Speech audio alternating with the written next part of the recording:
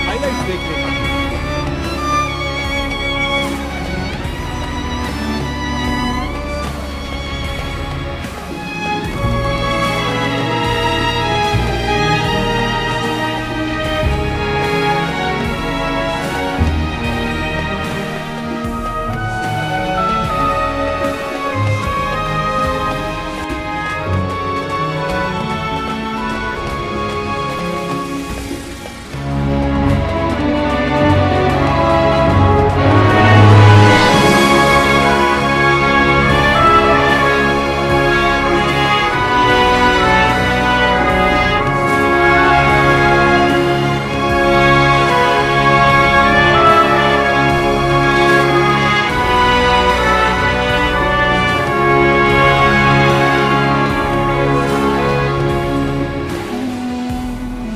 चलिए नजर डालते हैं बैटिंग टीम की हाइलाइट्स पे। एक कमाल की बैटिंग देखने को मिली इस टीम के द्वारा। बराबरी के टक्कर वाले बॉलिंग अटैक के खिलाफ बल्लेबाज ने अच्छी बैटिंग की और बढ़िया साझेदारियां की।